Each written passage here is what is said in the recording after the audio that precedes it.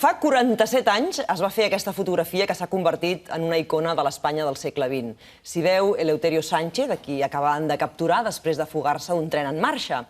Aquí va néixer el mite del Lute, el d'un home nascut en la pobresa més extrema, amb condemnes que sumaven 1.000 anys de presó, sempre obsessionat per fugir. Un jove que va entrar analfabet a les presons franquistes i que en va sortir finalment el 1981 convertit en advocat. Avui Eleuterio Sánchez ja no és el Lute, és un jubilat que continua fent conferències, escrivint llibres, com aquest que tinc a les mans, Cuando resistir es vencer, que recull les seves vivències des de finals dels anys 70 fins ara, fins avui. Eleuterio Sánchez, bon dia. Bienvenido als matins a TV3. Buenos días, muchas gracias. Esta fotografía que acabamos de ver, que se convirtió en una icona de la España de los años 70, me parece que a usted no le acaba de gustar esta fotografía. Para nada. ¿Por qué? Absolutamente nada. Pues porque, vamos a ver, es la eterna fotografía. Siempre sale a propósito de cualquier tema que se elude a Eleuterio Sánchez, o el Lute, como me suelen llamar, pues siempre sale esa foto. Y la verdad es que es una foto que representa una situación tristísima para mí, pero también para España. Era la España de los años 60, 70, 65, esta fue de 66, pues era una España pobre, ignorante, casposa, mezquina, ruin también, la España de la dictadura de Franco. Por tanto, creo que no solamente para mí, sino para cualquier español con un poquito de sensibilidad nos trae recuerdos muy tristes, afortunadamente superados, por lo menos no se reconoce en el ámbito de la libertad, por lo menos. Sí, no se reconoce en esa fotografía, en ese joven que aparece en la fotografía. Bueno, sí, yo sé que soy, entiéndeme, pero que cuando pasa un cierto tiempo, pues uno a veces se pregunta, mirándose al espejo, de verdad yo soy esa persona? Pero eso creo que nos ocurre a todos. Los años pasan, nos van transformando, nos van modificando física y psíquicamente, y bueno, pues aparte de eso, sí, yo sé que fui ese. Usted sabe que fue ese, pero ese es un peso duro de llevar. He leído en alguna ocasión, lo he escuchado en alguna vez, que ha dicho que incluso ha intentado matar al Lute cada día, ¿no? Acabar con ese pasado. En este libro, que es el último, con este cierra la trilogía de memorias. Yo tengo escrito 6 libros, pero 3 son de memorias. Con este, aquí, desde la primera página hasta la última, mato al Lute también lo mato. Entre otras cosas, porque yo creo que en mi caso es casi una situación de supervivencia. Es que mito y persona cabalgan difícilmente juntos. Para dar vida al mito tiene que morir la persona o desaparecer, o viceversa, o matar al mito y para que viva la persona. Entonces, en lo que a mí respecta, yo hago todo lo que puedo, y a veces un poco más, y se me nota, para matar al Lute, que iba al Eleuterio, que ya lo ha pasado muy mal y ya es tiempo, ¿no? Claro, y tanto, 71 años, y matar al Lute, en el fondo es matar un mito que han construido otros, ¿no? Porque, efectivamente, claro, aquí hay unos medios de comunicación, hay unos focos que se pusieron encima del personaje, y a partir de ahí toda su trayectoria, lógicamente. Sí, el tópico, me alegro que me hagas esta pregunta, ciertamente, porque, vamos a ver, yo nunca fui el Lute, nunca me llamaron Lute. Podría serlo, ¿por qué no? Eleuterio, pues un diminutivo podría ser Lute. ¿Cómo le llaman en casa, por ejemplo? Se da la casualidad de que jamás me llamaron Lute. En mi casa, que además, mi familia, que son mercheros, son nómadas, pues se caracterizan por la incultura, pues siempre me llamaban Luterio, Terio. Eleuterio nunca, porque no son capaces de pronunciarlo, pero Terio, por ejemplo, cortito, o Luterio, pero jamás Lute. Podía haberlo sido, pero no. Fue a partir de caer en la cárcel, que caí en manos de la policía, que me sacaron este alias, que desde luego ellos se lo inventaron, como Lute. Esta fotografía decíamos que no le acababa de gustar, y tampoco le gustó en su momento que se hiciera una figura suya en el Museo de Cera de Madrid, y que además, ¿dónde se colocó? Es el Lute. Sí, es que eran terribles, eran tremendos. En la época de la dictadura, ya afortunadamente peinacanas, lo hemos pasado, lo hemos superado todos, pues estaba yo en el penal cuando me hicieron un muñeco de cera que ni siquiera me tomaron las medidas. Normalmente, cuando alguien ve, pues le toman la mascarilla o esto, pues no, aproximativamente y sin pedirme permiso, sin pedirme parecer absolutamente nada. Estando en el penal, me hicieron de tamaño natural el brazo este en cabestrillo, la típica foto, y me pusieron en el Museo de Cera, un muñeco de cera, en la galería de los asesinos, de los criminales famosos. ¿Y eso le dolió? Me dolió en lo más vivo. Porque usted no había matado a nadie. Ni había, ni antes, ni nunca, vamos, nunca. Precisamente eso es lo paradójico, digamos, de mi caso, ¿no? Lo paradójico de mi caso es que cómo a una persona se la puede condenar a muerte y luego a cadena perpetua sin haber matado ni siquiera herido a nadie. Pues eso se explica, hoy no tiene explicación, no tendría razón de ser un Lute. Hoy un Lute sería un personaje kafkiano. Pero en esa época de la dictadura, de la autarquía, de la pobreza, de la miseria, de la ignorancia que decía hace un rato, pues sí que había todo, porque había que distraer a la gente, a la opinión. Se podía hablar muy mal del Lute, se podía hablar muy bien de alguna que otra folclórica, vamos a dejar los nombres aparte, pero de cultura, de economía y de política no, eso no, ni hablar. Eso. Por tanto, servía un poco de chivo expiatorio el Lute, ¿no? Claro, entonces cuando consiguió el régimen abierto se fue al Museo de Cera. Se fue al Museo de Cera y... Una de las primeras cosas que hice, porque, vamos a ver, a la cárcel del régimen abierto, uno va de lunes a viernes, sale por la mañana, está por el día en el sitio, en su puesto de trabajo, y por la tarde, noche, tiene que volver otra vez para dormir, y luego tiene los fines de semana libres. Pues una de las primeras cosas que hice yo en mi salida al trabajo a Madrid, yo estaba en Alcalá de Henares, fue ir al Museo de Cera y ver al fantoche, al muñeco allí puesto de tamaño como yo, más o menos de alto, y me quedé así mirando muy... Cuando miró a su muñeco de cera, ¿qué le pasó por la cabeza? Pues la verdad es que allí mismo me daban ganas de hostiarlo, perdón por la palabra, pero darle de hostias, decir, se acabó, porque es que yo, para entender esto, es que yo había pasado ya unos años muy cabreado, mandando cartas al museo, claro, mandando cartas al ministro de Justicia, todo, ¿para qué? Eso se retirase porque no se me había consultado y ni siquiera se molestaron en contestarme. No le respondieron. Entonces, cuando tengo al muñeco de cera en mi presencia, yo la idea inicial era robar el muñeco. Porque, destruirlo. Claro, cogerlo allí, decir, romperle la cabeza, darle de hostias. Bueno, no hizo falta porque el director, una persona muy amable, a veces nos equivocamos, pensamos que el que hace esto, pues que no, luego como persona... Se vino a mí el hombre, no sabía cómo, muy cortado, muy preocupado. Me dijo: don Eleuterio, nos hemos equivocado, usted perdone, yo sé que usted ha sufrido mucho, que tenemos conocimiento aquí de sus reacciones, pero mire, suyo es el muñeco, puede hacer lo que quiera. Lléveselo. Y hemos visto unas imágenes, unas fotografías, y usted coge su muñeco de cera, lo carga en el coche y luego lo quemó. Pero primero a cuestas. Primero a cuestas, sí. Porque tuve que sacarlo hasta el coche. Claro. ¿Qué sensación debería tener usted en aquel momento, saliendo del Museo de Cera con su muñeco? Absolutamente, iba con una adrenalina. Y luego lo quemó. Sí. Y ahí acabó... Lo quemé en el campo. Pero además con saña, o sea, Aquí tenemos hay varias tomas y ahí está ardiendo, pero hay una toma donde, no sé si sale en el libro, donde yo tengo una lata de gasolina y estoy estudiando cómo lo voy a hacer. Claro, porque tampoco no se quema un muñeco de cera cada día. Estoy pensando, digo, bueno, vamos a ver, y entonces estudio, digo, lo primero es echar la gasolina, luego hacer un hilito de gasolina hasta aquí para que a mí no me llegue la llamarada, ¿no? Esta es con la lata. Y empiezo a echar la lata de gasolina, y esto en el campo, claro, y en una zona además autorizada que no pudiera yo ocasionar ningún incendio. Y esto fue un gran placer personal, una gran satisfacción para mí. Y al final aparece el armazón del muñeco, claro, unos hierros ya completamente deshechos. Pero también consigue... Una gran liberación. En aquel momento acaba con una parte del mito, quema el muñeco del Museo de Cera, pero usted también ha conseguido, gracias al personaje, el Lute, a su trayectoria, poder vivir, por ejemplo, hoy mismo, con 71 años, de sus conferencias, de sus libros, de su historia, tal y como usted la ha querido contar, la historia de verdad. Bueno, sí, claro, visto así yo tendría que ponerle unas velitas al general Franco. No vamos a ponerle velitas al general Franco. Permítame que haga un poco la metáfora y que haga un poco la broma, ¿no? Sí. Tendría que...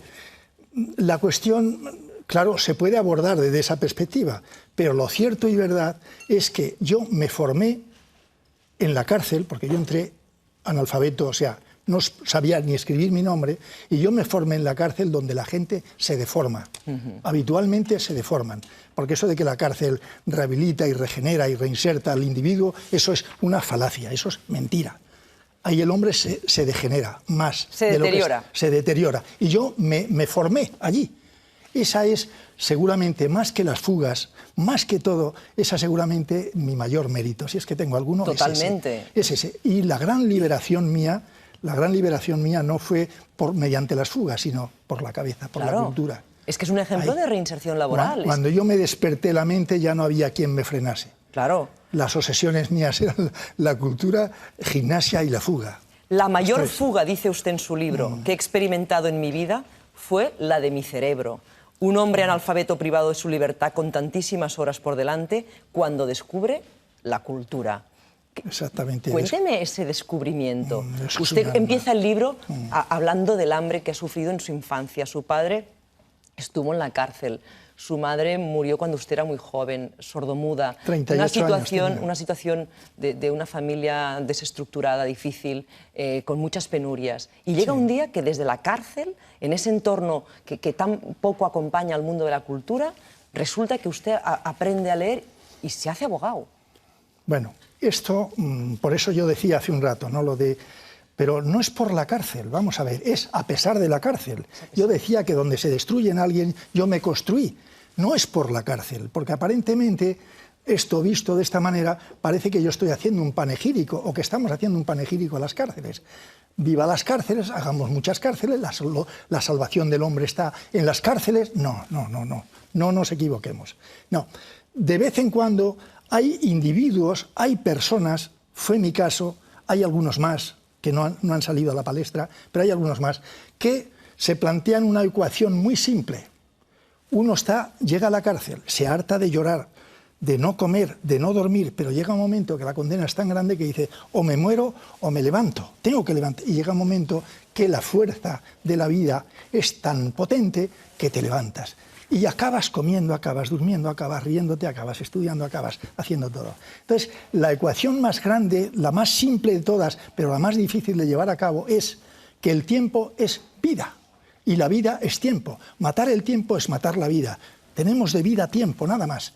Y yo esta ecuación la pensé y la resolví. Digo, tengo que aprovechar este tiempo. Este tiempo que es de muerte, que es un tiempo detenido, como cuando uno entra en una habitación y cierras un interruptor, lo cortas y cortas la luz, eso es la cárcel.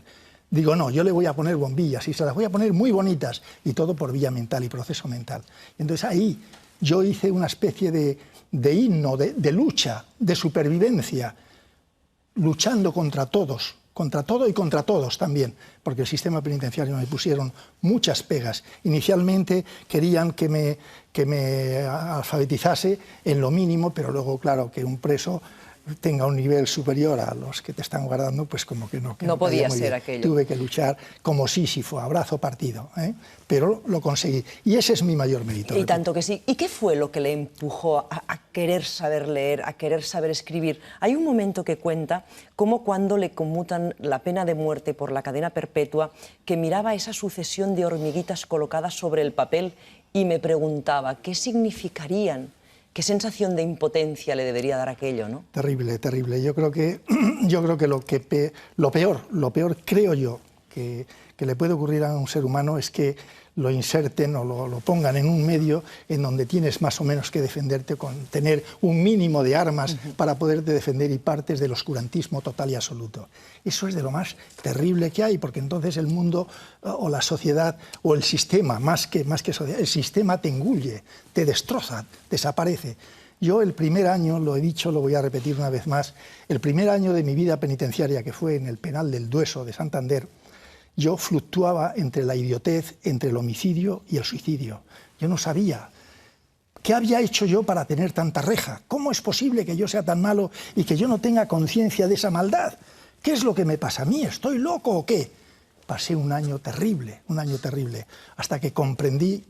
Hubo un compañero que me ayudó, ciertamente, del Partido Comunista, Simón Sánchez Montero, lo he dicho muchas veces, que me ayudó y me dijo, no le des vueltas, Eleuterio, no le des vueltas, piensa que estamos en una dictadura, que se ha impuesto por la sangre, y que este es el sistema, pero que puede haber otros sistemas, y que el dictador es mayor y un día se va a morir, y entonces tú podrás, si estás preparado, podrás defenderte y podrás defender a los tuyos, a los mercheros.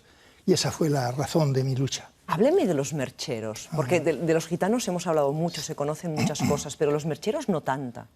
Bueno, los mercheros, en una primera definición, porque es complicado hablar de un grupo étnico en España, que estamos entre 250.000, por ahí, muy diseminados, al contrario de lo que pasa con los gitanos. Es complicado. Diré, para no hacer el cuento demasiado largo, diré que somos parecidos a los gitanos en cuanto a que tenemos el nomadismo en común. Tenemos la persecución de la Guardia Civil, que incluso en el reglamento de la Guardia Civil, el artículo número 5, creo recordar, que nos declaraba como personas dignas de observación y de persecución, etcétera, tanto a los gitanos como a nosotros.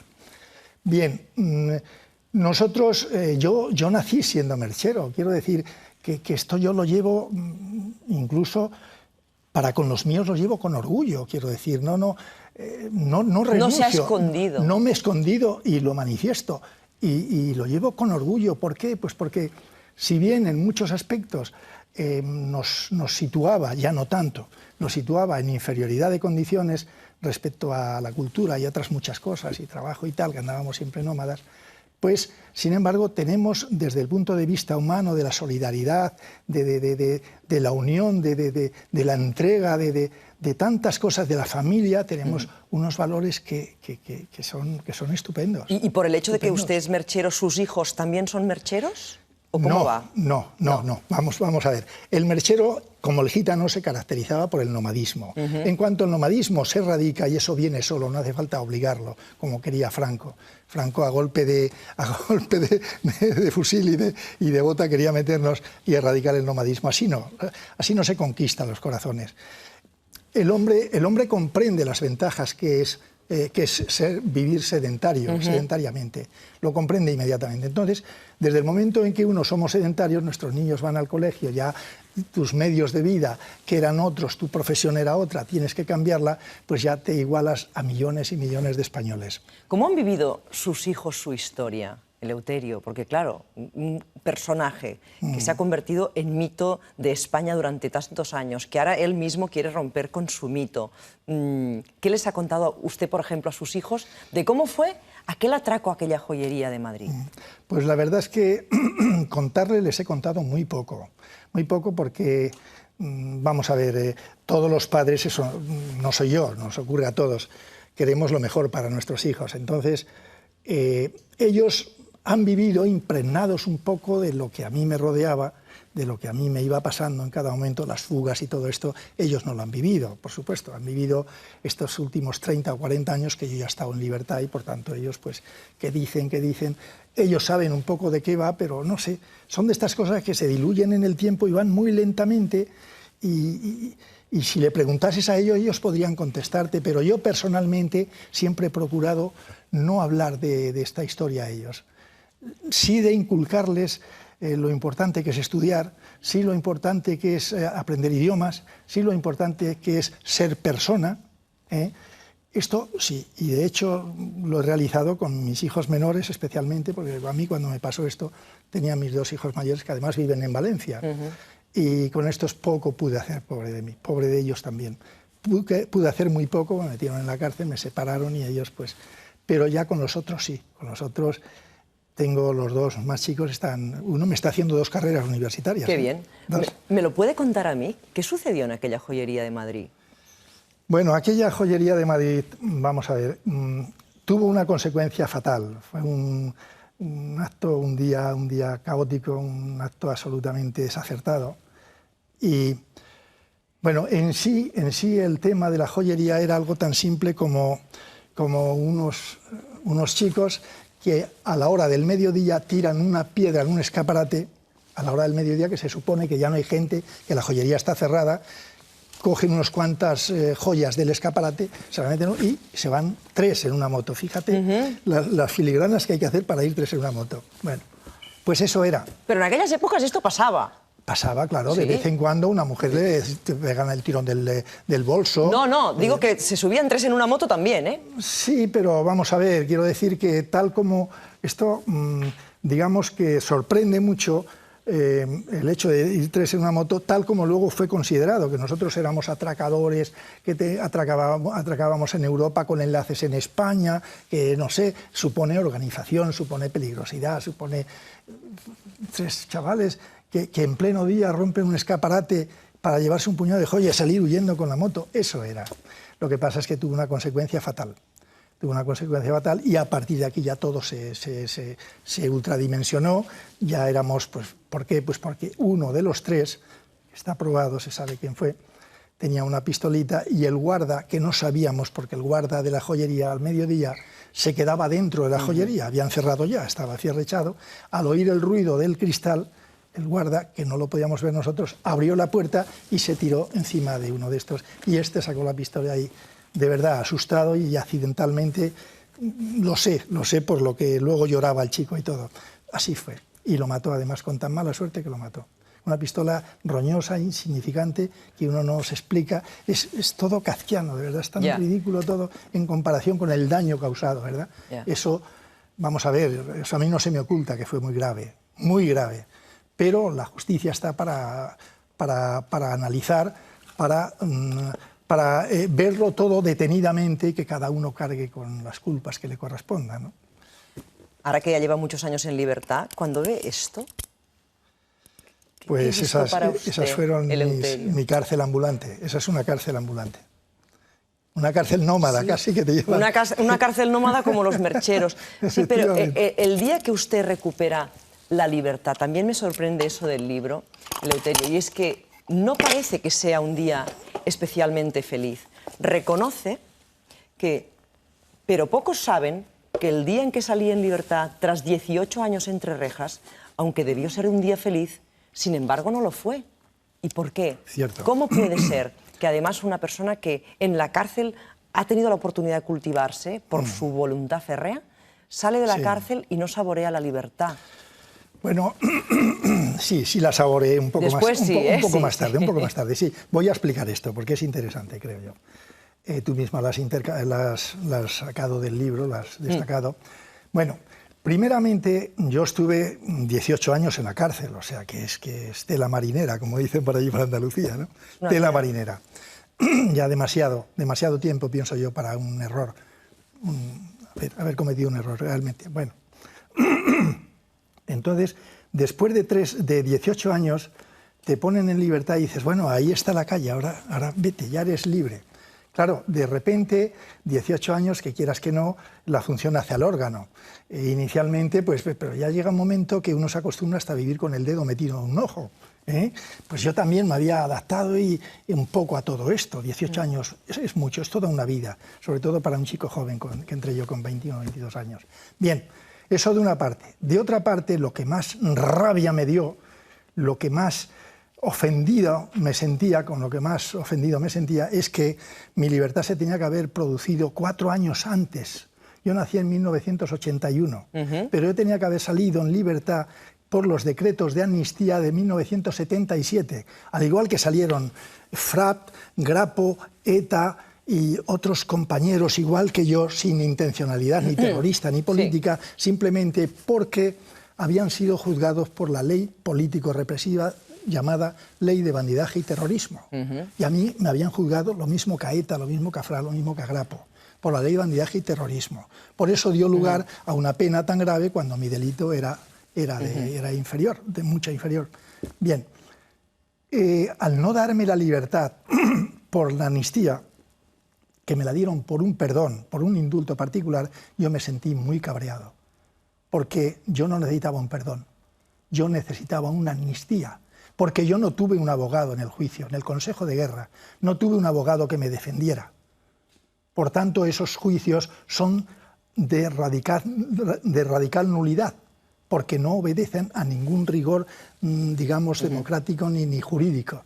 Si no tienes defensa, ¿quién te va a defender? A mí me defendió un teniente chusquero, un tal Juan Carvajal, el pobre hombre, que se cuadraba delante del general, que él sí era juez, era de carrera, el el general, el fiscal, y el hombre no sabía hablar, se atascaba y se cuadraba. A sus órdenes, mi general. ¿Por eso se hizo después usted abogado? Efectivamente. Para poder defender a aquellos que lo necesitaran en un momento dado. Porque yo siempre pensé, bueno, siempre no, este año que estuve fluctuando, como dije, pero en cuanto tomé conciencia y cultura del caso mío y de otros muchos, y de conciencia sociopolítica, digamos, a nivel nacional, comprendí lo torcido que me habían aplicado a mí el derecho sobre mis espaldas. Y si lo estudiase, al estudiarlo, podría seguramente remover un poco los cimientos del sistema. Esto era para mí la utopía. Luego comprendí que hay poca cosa que hacer. Más recientemente ha vivido un episodio desagradable, y es que una de sus mujeres le acusó de malos tratos. Sí. Después usted resultó absuelto. ¿Cómo ha vivido hace 7 años de eso. ¿Cómo vivió ese episodio? Pues muy triste. Muy triste porque, vamos a ver, yo estaba viviendo lo mejor de mi vida. Realmente, por vez primera ejercía. Yo tengo 5 hijos. Con esta señora tuve dos hijos. Tengo 2 hijos que son bueno, los he podido educar, los he podido llevar a la universidad, he podido hacer todo lo que yo creo que un padre debe hacer con ellos. Y estaba viviendo pues felizmente, ¿no? Beba agua tranquilamente. Sí, entonces, cuando mejor estaba todo, me ponen una denuncia por violencia de género. La ley de violencia de género, que voy a decir, está escrito, está bastante desarrollado ahí. Sí. Es una ley de discriminación positiva hacia la mujer, se la discrimina positivamente, se la cree bajo palabra a la mujer. Pero claro, esa ley tiene 2 aspectos, que una es violencia física y otra violencia psíquica. Y es una ley bienvenida, realmente se aprobó con muy buena intención, porque efectivamente la mujer históricamente siempre ha estado marginada, perseguida y bueno, hasta el punto que no tenía, ni siquiera podía sacarse pasaporte, ni abrir una cuenta corriente, en fin, etcétera, etcétera, ¿no? Pero entonces pasamos de un extremo a otro. Que en España hay mucho machismo, había y hay, indudablemente. ¿Cree que es una ley que permite que se presenten denuncias falsas? Sin duda, sin duda. La mía es falsa. Lo que ocurre es que ningún juez se atreve a pronunciar una denuncia falsa. Mira lo que el juez que a mí me juzgó, qué triquiñuela ha aprovechado para decir que es una denuncia falsa. Dice en la copia de la sentencia ratificada en segunda instancia, dice: el móvil de esta denuncia son los fines espurios. El móvil de esta denuncia es trincar todo lo que yo pueda. Esto es. Pero no se atrevió a decir denuncia falsa. ¿Por qué? Pues porque hay un lobby de poder, todos lo sabemos, no voy a mencionar, porque yo sé que hay un sector que se radicaliza mucho, y además con razón, porque hay mujeres que mueren todas las semanas, por término medio una, y eso es muy grave. Muy grave. Pero hay algunas listillas que se cuelan de rondón por ahí y sacan partido. Y eso es una pena, porque una ley que está bien intencionada, que está bien hecha para ayudar a la mujer, que haya algunas sinvergüenzas... Sí, porque además ha servido para que las mujeres denuncien que haya más algunas y se atrevan más. Que se aprovechen de eso es muy grave. Muy grave. Antes ha saludado desde lejos a Ampar Moliner, que ara estava escuchando nuestra conversació. Ampar, i veig que vas aixecant el dit i no sé què li volies traslladar a Eleuterio Sánchez. Es que m'agradaría hacerle una pregunta. El mítico grupo Boney M le ha cantado a distintas figuras de la humanidad, como Rasputín o usted. Yo quería saber si ha bailado alguna vez usted la canción que le dedicaron, El Lute. Con Boney M, la famosa canción, usted, bueno, y aparte aparece en el libro también. Lo voy a explicar en segundos, nada más. Mis libros fueron traducidos al alemán. Sí. Ellos en esa época estaban radicados en Alemania, con Frank Farian, que era el cerebro. En Alemania y en Francia, que están traducidos a 10 idiomas, están considerados como tratados de sociología. Entonces, Boney M, que ya había puesto letra a personajes históricos como Rasputín y alguno más, pues me puso letra a mí también, porque bueno, pues tenían conocimiento. Qué ilusión que le dedicaran una canción. ¿Le parece que la escuchamos? Sí, sí.